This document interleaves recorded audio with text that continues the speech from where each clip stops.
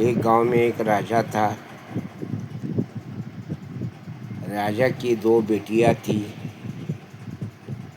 उसने एक दिन सभा समारंभ की। प्रधानमंत्री से लेकर सेनापति सेना से पूछा कि आप खाते किसका हो। तो सबने एक ही उत्तर दिया, आपका खाते हैं, आपकी सेवा करते हैं। और प्रजा से पूछा, आप किसका खाते हो। प्रजा ने भी वही कहा, महाराज आपका खाते हैं, आपकी सेवा करते हैं। फिर राजा की पत्नी थी, पत्नी से कहा, तुम किसका खाते हो। महाराज आपका खाती हूँ, आपकी सेवा में रहती हूँ। पत्नी ने कहा, बड़े बेटी को कहा, बिटिया तू किसका खाती है। पिताश्री आपका खाती हूँ। ये बहुत राजा को संतुष्ट लगा। और सबसे छोटी बेटी थी, उसी की बारी आई। तो बेटी से कहने लगा, बेटी तू किसका खाती है। तो सबसे छोटी बेटी ने कहा, भगवान देता है मैं खाती हूँ, उसी पे सहारे पलती हूँ, मैं और किसी का नहीं खाती। ये सुनते ही राजा के अभिमान को ठेस लगी और गुस्से से लाल हुआ, बड़ा क्रोधित हुआ।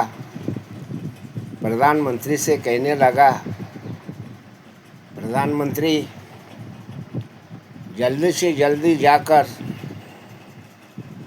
किसी दूर नगरी या नज़दीक हो कोई भी राजा से बड़ी बेटी का शादी बड़ी धूमधाम से बना देना। जल्दी जाओ, सगाई करो। तो प्रधान सुनते ही किसी दूसरी नगरी गए, एक अच्छा राजकुमार देखकर लाए। उसकी बड़ी बेटी के साथ बहुत धूमधाम से शादी की। और छोटे बेटे को कहा, इसको अनाज नहीं मिलना, किसके घर में खाने को मोहताज हो, किसी के घर में खाना ना हो और काम करने का भी ताकत ना हो, वैसा बेकार आदमी से इस छोटे बेटी की मेरी छोटी बेटी की शादी उससे रचा दो। तो ऐसा आदमी ढूंढने लगे। सभी गांव में इधर उधर देख रहे तो सुखी नज़र आ रहे, कोई उस काम का नहीं। तो एक जंगल में लकड़हारा गिरा हुआ था। बेचारे को खाने के लिए अनाज नहीं था, पानी पीने के लिए मिट्टी का बर्तन तक नहीं था, और ऊपर से बीमार एक पेड़ के नीचे गिरा हुआ था। ये देखते ही राजा को खबर दी गई। राजा फौरन वहाँ एक पंडित को लेकर आए और अपने प्रजा के साथ आकर छोटे बेटे का शादी रचाकर वहाँ से निकल गए। जिधर के उधर सब निकल गए। जंगल में कोई नहीं रहा, केवल ये दो पत्नी थे। तो उस राजा के बेटी ने हिम्मत कुछ हारी नहीं। नई नवेली दुल्हन, हाथ पीले थे, लकड़हारे की खुरार उठाई, लगी लकड़ी काटने। लकड़ी काटते काटते लकड़ी बहुत सारी जमा की, किसी बाजू गांव में जाकर बेच दी। उससे कुछ रेशन लाई, अपने पति को गंजी बनाकर पिला रही, खुद भी पीने लगी। ऐसा लकड़ी काटना, गांव में बेचना उसका काम बना। तो कुछ पैसे जमा हुए, लकड़ियाँ और दवा मूली जड़ी बूटी जो भी मिलता अपने पति को खिलाती। पति भी 1 महीने में तंदुरुस्त और तैयार बन गया। पति पत्नी दोनों लकड़ी काटने लगे और आजू बाजू गांव में बेचने लगे, राशन पानी लाने लगे, दूध दही लाकर पति को खिलाने लगी, खुद भी खाने लगी और जंगल की सारी लकड़ियाँ काटकर वहीं पे एक कुटिया बनाई। दोनों पति पत्नी खुशी से रहने लगे और उसी कुटिया के बाजू में एक नाग नागिन थी। उन दोनों का जोड़ा ही था। रोज इन्हों दूध और दही खाते टाइम वो आते थे, दूध दही पीते थे, निकल जाते थे। वो दही खाकर दूध पीकर सेवा करने पे एक दिन उन्होंने कहा, नाग नागिन ने इस लड़की से कहा, बेचारी तो हमारी इतनी सेवा करती है, हमें इतना दूध देती है, पिलाती है, घी सहित पिलाती है, लेकिन हमारे जहाँ हम रहते हैं वहीं पर बहुत बड़ा खजाना छुपा हुआ है, तो हमारे किस काम का नहीं। हो सके तो वो तुम्हारे काम आएगा, तुम ले लो। इतना कहते ही खजाना खोलने चालू किए। वहाँ कुछ खजाना खोलते खोलते 6-7 घड़े भर खजाना निकला।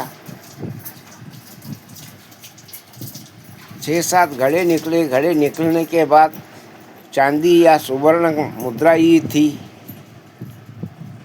और रानी ने देखा, ये यानी राजा के बेटी ने देखा। लक्कड़हारा भी खुश हुआ और राजा की बेटी भी खुश हुई। दोनों पति पत्नी खुश हुए और वहाँ पे एक बहुत बड़ी इमारत खड़ी की, यानी महल बांध दिया। आजू बाजू गांव वालों को बुलाया। गरीब जिसको खाने को मोहताज है वैसे लोगों को बुलाकर वहाँ एक गांव ही बसा दिया। कुछ दिन गए, वहाँ एक बहुत बड़ा नगर बन गया। नगर बनते ही रानी सोचने लगी, मैं रानी बनूं, मेरे पति को राजा करूं। ये सोचकर एक बड़े शहर गई। बहुत कीमती लिबास, रेशमी लिबास, राजा का वस्त्र धारण किया, बनारसी साड़ी, रानी का वस्त्र धारण किया, तरह तरह के चंद्रहार तैयार किए और मुकुट और ताज पति के लिए खरीदे। ये सब कुछ लेकर अपने घर आई और सेना का उसने निर्माण किया। आजू बाजू गाँव वालों को बुलाकर सेना निर्माण की। महामंत्री हाथ में रखा, सेना संभालने के लिए सेनापति रखा और राजा की व्यवसायी हुई। राज तिलक हुआ, राजा को ताज पहनाया गया, खुद भी रानी बनकर राज करने लगी। और उसने नियम रखा, यहाँ से 50-50 कोस गांव तक कोई भी मुसाफिर आए जाए, खाना उसके लिए फ्री। तो खाने के लिए आने जाने वाले रोज़ का खाना फ्री में रखा गया। खाने के व्यवसाय के लिए दूर दूर के लोग आने लगे। बहुत बड़ा नगर बन गया और इनकी बात इनके पास रही। दूसरी, इनके पिता राजा जो थे, उनके किसी दूसरे देश के राजाओं ने आकर आक्रमण कर कर उनका राजपाट सब छीनकर चले ले गए थे। फिर उसकी बड़ी बहन, वो भी एक राजा की पत्नी थी, उसका भी वही हाल हुआ था। पति को मारकर राजपाट छीनकर उसी को बेहाल कर कर उसका धन दौलत हीरे मोती जवाहरात छीन लिया गया था। वो सब दुखी होकर एक जगह जुटे हुए थे। फिर यहाँ खाना खाने आए। खाना खाते थे, लाइन लगा के खाना खाते समय पिताजी को आपने देख ली। फिर कहने लगी, पिताश्री आपने पहचाना मेरे को? तो कहने लगा, नहीं, आप कौन हो? मुझे क्यों पिताश्री कह रहे हो? आप फलाने गांव के राजन है ना? हाँ, राजा था, लेकिन आप नहीं हूँ। इसे ही कहते हैं पिताश्री, देने वाला छप्पर फाड़ के देता है। सब उसके हाथ में है। दाना पानी अनाज रोटी सब उसका है। मैं हूँ पालनदाता, मैं पालनहारा, ये कहने वालों का नाश कर देता है। करता धरता वो सबका मालिक एक है। उसी का जब दुनिया खाती है। और तुमने अपने प्रजा के लिए बड़ा अभिमान था। आपके पास हीरे मोती माणिक जवाहरात थे। बड़े अपने आप पर अभिमान था। बहुत बड़ा घमंड था। उतर गया आपका सारा घमंड। ये कहकर बेटी के सामने पिता हाथ जोड़ने लगा। फिर बेटी ने अपने पिता के पांव छुए। फिर राजा सेनापति को कहा, जल्दी से जाओ, उस राजा को आक्रमण करो जिसने इनका राज छीना है, वापस करने को कहो। ये कहकर उन राजाओं के साथ आक्रमण कर कर उनका राजदार वापस देने को लगाई और अपने पिता को उसी नगरी का राजा बनाकर सुकून से रखने लगी।